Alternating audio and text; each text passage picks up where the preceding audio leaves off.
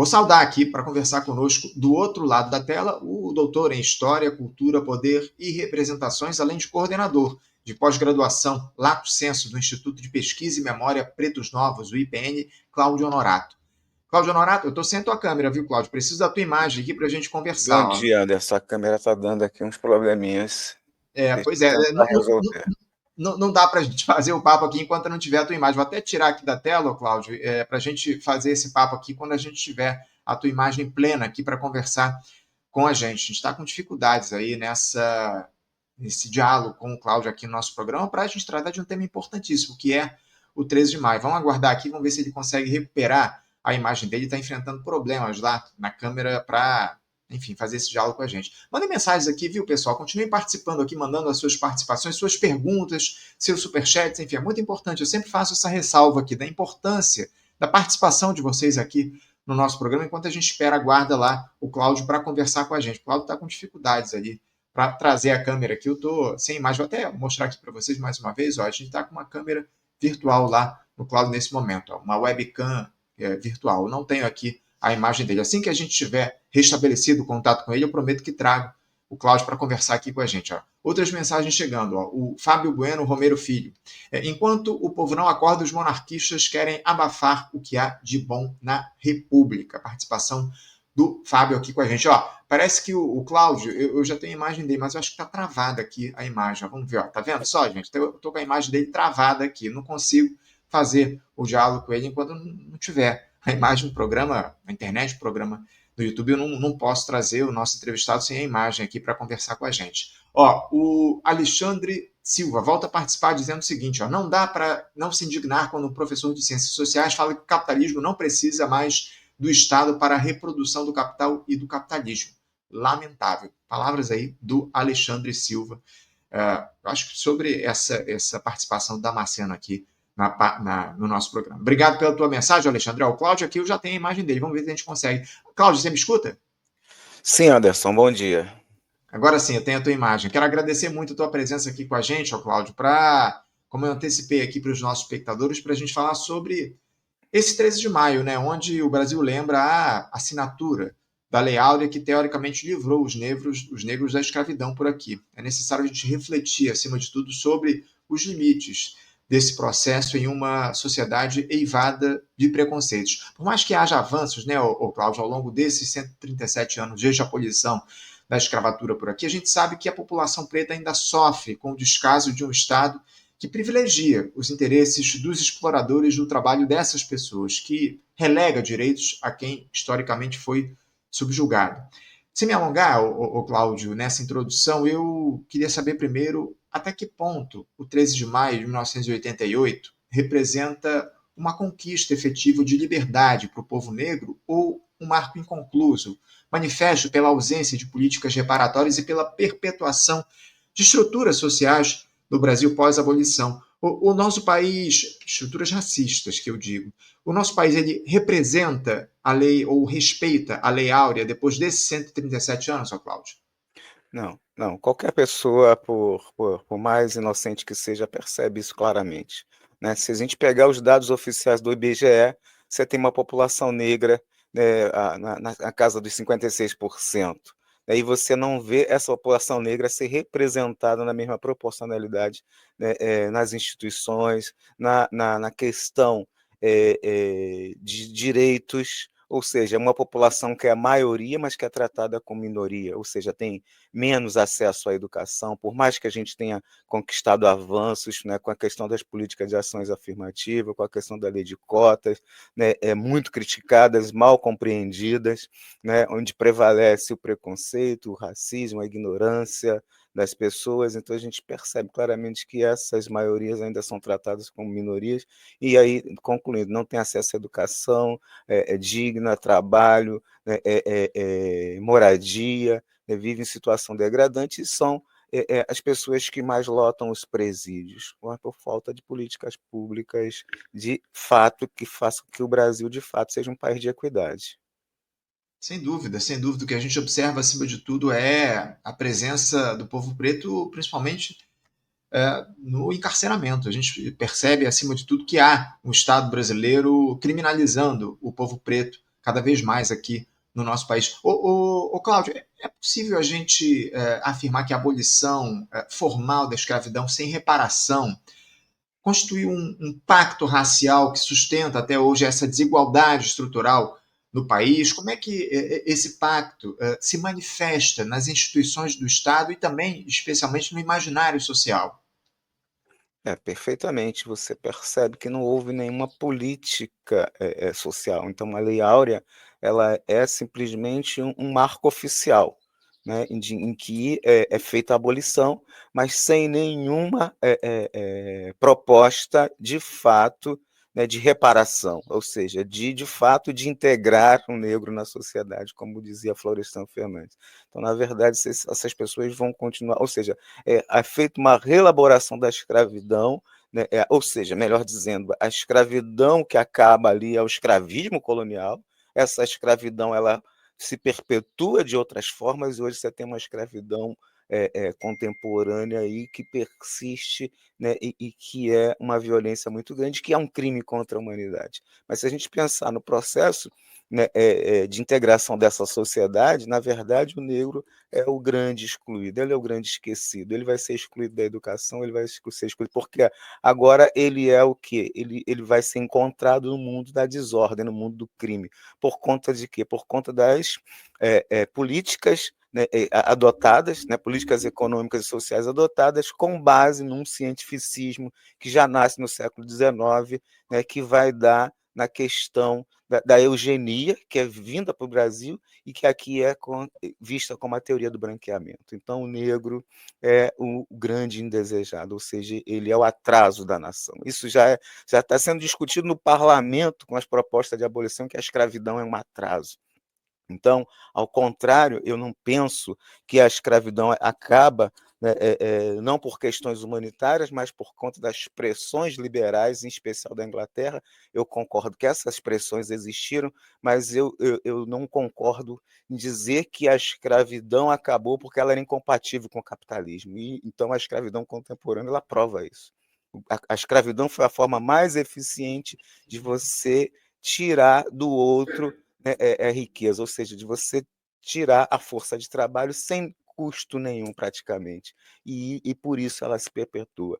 E aí então nesse processo você tem uma reedição de todas as formas de exploração, então porque quando você fala, né, dessas questões da escravidão moderna e contemporânea, as suas questões correlatas, então o patrão, né, que não assina carteira, o patrão, que explora o indivíduo horas exaustivas de trabalho, trabalho sem condições de dignidade. A gente vê isso no interior do Brasil afora e a gente vê isso também nos centros urbanos, né. Então a gente percebe que essas práticas elas continuam existindo. Por quê? Porque não houve nenhum questionamento em nenhum momento, a questão que é bem discutida pela Cida Bento nessa questão do pacto da branquitude. Então nunca se questionou o privilégio, né, da branquitude nessa sociedade, mas quando se fala em ações afirmativas, as pessoas vêm com o discurso da meritocracia, ou seja, um país que nunca teve mérito de verdade, ou seja, porque as pessoas que conquistaram, né, as suas riquezas no período colonial foi à custa da exclusão, da exploração e do privilégio. Essa que é a Uhum. grande questão. Cláudio, eu quero trazer uma provocação de um espectador nosso que mandou aqui mensagem, o Rafael Coelho. Ele faz a seguinte afirmação e eu queria a tua análise a respeito. Ele faz o seguinte: diz o seguinte, no capitalismo é assim, no Brasil, em função da escravidão, a maioria é negra e parda, mas no capitalismo o capitalismo não tem base em cor de pele. Se for branco, asiático, palestino, qualquer pobre não terá acesso. Eu queria que você falasse um pouco, refletisse a respeito dessa afirmação feita pelo Rafael Coelho, por favor. Sim, sim, claro, é evidente, o capitalismo não tem cor, não tem pátria. Mas a gente não pode deixar de perceber, né, que a organização social e política da nação, das pessoas, né, que estão no controle da sociedade, essas pessoas sim, essas pessoas têm, né, formação política, social, cultural, e a gente foi educado, né, aí eu falo especificamente do Brasil, a gente foi educado, independente de cor, origem, a gente foi educado para ser para ser racista, essa é a questão. Então hoje, né, a gente vem, né, reconhecendo isso é o primeiro passo, reconhecer que a gente foi educado numa sociedade racista, ou seja, a nossa colonização ela tem cor, ela tem sexo, ela tem religião, tá, então isso não se pode negar. E aí hoje, devido a uma série de políticas, né, de ação afirmativa, de lutas, né, da população negra, tanto nas formas individuais de luta e de resistência, quanto nas formas a partir das organizações dos coletivos negros, e evidentemente que eu não estou desconsiderando aqui uma participação efetiva de uma população branca também que entende, né, o seu papel na história, que reconhece o seu local de privilégio nessa sociedade e que luta também junto ao negro por uma sociedade mais justa, mais igualitária. Então a gente tem que entender que o sujeito, ele não é, agora eu sou capitalista, né? Porque eu estou no econômico. Agora, quando eu vou para a religião, eu sou filantropo, eu sou social, né? Acho que não dá para separar isso, né? Não está em Uhum, compartimentos, em gavetas, isso é tudo junto e misturado. Então eu compreendo perfeitamente essa questão, né? E percebo também, né, em especial a partir dos anos 90, né, quando o negro vai ser aceito em uma série de instituições, começa a ser aceito em uma série de instituições, inclusive na publicidade, e a gente vê surgir uma categoria, né, de negro que pode consumir, que sempre existiu, mas que foi invisibilizada, mas que começa a se notar muito nos anos 90 no Brasil, por uma série de políticas, e a gente começa a perceber que ser negro é business. Então você percebe que o capitalismo se volta para essa população, criando inclusive produtos para atender essa população. É perfeitamente percebível isso na sociedade. uhum. Cláudio, eu queria trazer uma outra questão aqui para a nossa reflexão. A gente falou muito sobre o capitalismo, eu queria centrar a análise agora no Estado, porque de que maneira o Estado brasileiro falhou, Cláudio, desde 1888, no sentido de efetivar os princípios básicos que deveriam acompanhar essa abolição da escravidão, como o acesso à terra, à educação, à cidadania. Essas falhas podem ser interpretadas como uma forma de continuidade do regime escravista sob novas formas institucionais? Sim, o que a gente percebe é o seguinte, que se constitui no Brasil, a partir, né, dessas políticas, né, com base, né, na eugenia, né, com base na teoria do branqueamento, em que se dizia que as populações, ou seja, as nações mestiças estavam fadadas ao fracasso, se criou, né, uma verdade, se construiu uma verdade de que o negro seria o grande atraso da nação. E aí propostas inclusive de eliminação da população negra, né, na questão dos casamentos interétnicos entre raciais, em que se a pseudociência da época acreditava que o gene branco, por ser mais forte, né, nessa pseudociência, ele acabaria com o gene negro, que não resistiria, a população brasileira seria, né, nos anos 2000 completamente branca, né? Então esses indivíduos devem estar se revirando no túmulo. Então, isso se constitui numa verdade absoluta, e a partir dos anos 30, principalmente com a obra Casagrande e Senzala, se constrói a ideia de que o Brasil é um país de igualdade, que a gente vive num paraíso tropical, em que o Brasil é o país da democracia racial, em especial comparando com a questão da luta racial nos Estados Unidos. Então, as pessoas eh, dos mais simples indivíduos até o alto escalão da sociedade vão acreditar piamente que a sociedade brasileira é uma sociedade justa e igualitária. No Brasil não tem racismo, não tem preconceito, não tem discriminação, e isso fez com que o Estado brasileiro se eximisse, né, de construir políticas públicas efetivas, né, de fato, para que essas pessoas se integrassem na sociedade. E aí, integrar numa sociedade injusta também não é nada justo, né, então não adianta, né, você precisa que essa sociedade se transforme em algo que seja justo para todos, uma sociedade, de fato, que seja uma sociedade de inclusão. Acho que é um pouco por aí. Então, eu acho que o Estado houve, de fato, uma negligência, ele se eximiu. né? E somente em 95, se não me falha a memória, no governo Fernando Henrique, o Estado brasileiro se reconhece isso e que reconhece que é um Estado racista. Tá? Uhum. O Cláudio, a nossa espectadora Marilda da Silva Ribeiro faz uma análise aqui, faz um comentário muito pertinente. Ela diz aqui o seguinte: quando uma pessoa negra entra num determinado lugar de chinelo, a maioria fica olhando logo achando que é ladrão. Há muito essa questão também relacionada ao preconceito por conta da maneira como as pessoas se vestem, enfim, é uma observação importante que a Marilda faz aqui pra gente. Cláudio, eu queria falar agora especificamente do governo do presidente Lula. A gente tem visto aí ao longo desse terceiro mandato do presidente algumas iniciativas no sentido de romper com essa lógica preconceituosa que avança no nosso país. Foi criado lá o Ministério da Igualdade Racial, enfim. Como é que você tem visto as ações, Cláudio, dessa atual gestão, especialmente através desse Ministério da Igualdade Racial, no sentido de promover mudanças profundas nas raízes dessa dinâmica preconceituosa que se perpetua no país? Ministério comandado hoje pela Aniele Franco. Como é que você vê a atuação do governo nesse sentido? Olha, eu acho que o governo tem, né, de fato, se esforçado, né, para construir políticas públicas que atenda a população negra, né, e a população brasileira em geral. Eu vejo que não só nessa última gestão, mas desde a primeira gestão, né, o governo brasileiro vem se esforçando nesse sentido, inclusive de uma democratização da educação, ou seja, né, que o filho da empregada doméstica, né, o filho lá da diarista, né, da pessoa comum que teve acesso à universidade, não só pelas políticas de cotas, mas por uma série de outros programas. Houve uma expansão, né, construção de mais universidades, então acho que houve um avanço nesse aspecto, nesse governo. E vejo, em especial, nesse ministério atual, né, uma vontade política muito grande e um trabalho efetivo de construção de uma política de igualdade racial, combatendo aí as instituições racistas, as atitudes racistas. Em especial, eu vejo aqui para o Rio de Janeiro, onde eu estou mais próximo e onde eu atuo, que é a região da Pequena África, né, os programas, né, os editais voltados para a cultura negra, né, estimulando aí, né, com que essa população, não só no nível cultural, porque há muito tempo no Brasil se pensa que o negro só faz cultura, que o negro canta, dança, é o futebol, é o samba, é o carnaval. Não, o negro é muito mais que isso, ele está nas engenharias, ele está nas ciências, ele está em todas as áreas,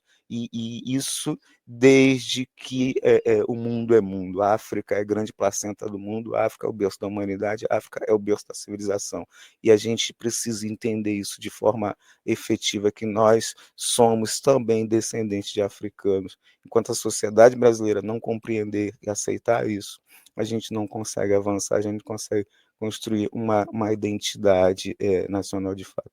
Então eu vejo que as ações desse ministério nesse sentido, e eu falo em especial para o Rio de Janeiro, que eu acompanho mais, estão sendo ações positivas no sentido, né, de fato, de reconhecimento, de valorização e de dar protagonismo a essa população negra. É claro, evidentemente, que vai haver crítica, vai haver, em todo, você não consegue agradar gregos e troianos, eu acho que é uma questão de um aprendizado também, e acho que isso tem que ser construído constantemente com diálogo com a sociedade, né? Senão a gente não consegue avançar.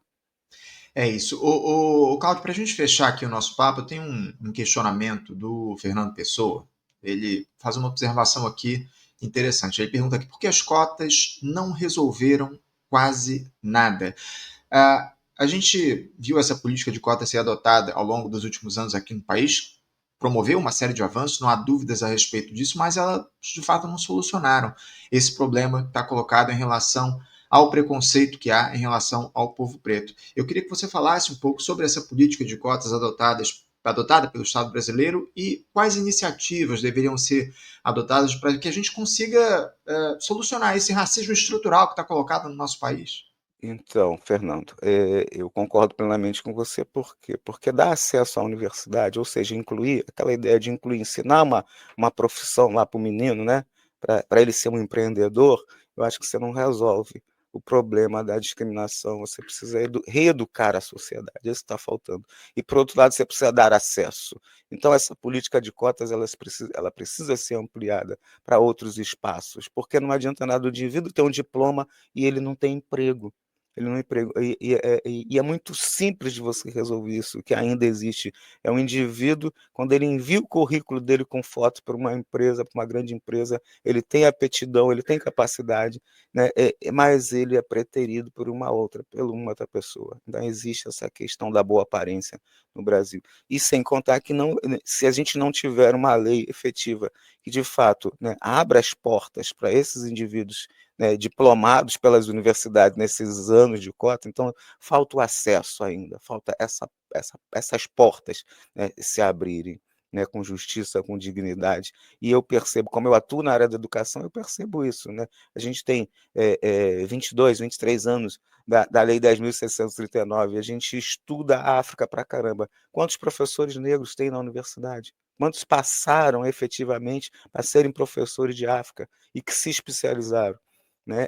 Então, eu não estou querendo dizer que os concursos são injustos, eu estou querendo dizer que ainda, né, nessa primeira geração de professores formados para dar a aula de História da África, ainda eram pessoas brancas. Eu não estou querendo dizer que essas pessoas não têm direito, ao contrário.